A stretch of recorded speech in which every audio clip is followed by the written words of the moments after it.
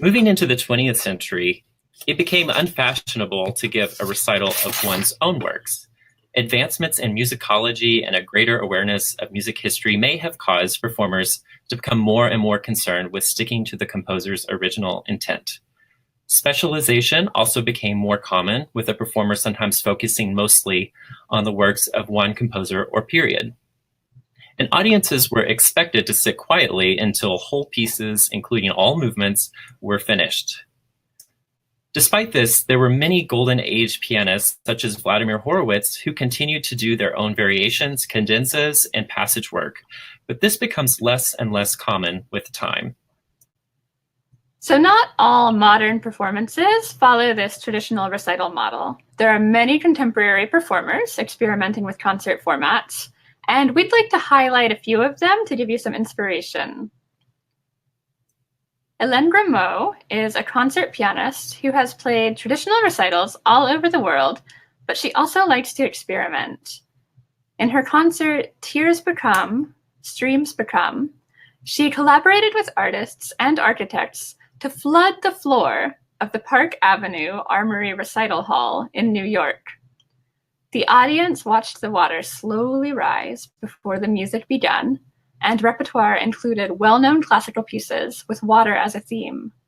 A New York Times reviewer called it compelling and boldly original, a dramatic combination of art installation, light show, and piano recital. Anderson and Rowe are classical pianists who met while studying at Juilliard, and they've been called the most dynamic duo of this generation. Their albums have topped the classical Billboard charts, and they bring a new energy to their recitals.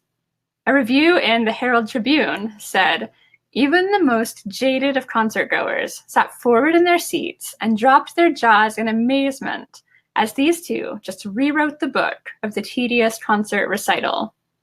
They also produce dynamic Emmy-nominated music videos, which bring the energy and excitement of their performances to a worldwide audience.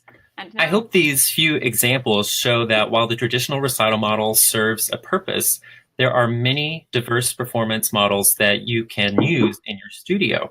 Some are historically based, and some are innovations made possible through modern technology. After doing several years of traditional recitals in our studios at the same location, we found that we couldn't even really tell the years apart. There really wasn't anything unique to make each event memorable. So we found that being creative with the way you present student performances can really help you and your students remain dynamic and excited about what the next year may bring. I'm not sure many of our students are ready for a piano duel, and I'm not recommending that you flood your recital hall or set the piano on fire, but here are some practical ideas for rethinking your recital. All of these are ideas that we have personally tried or that have been recommended to us by colleagues.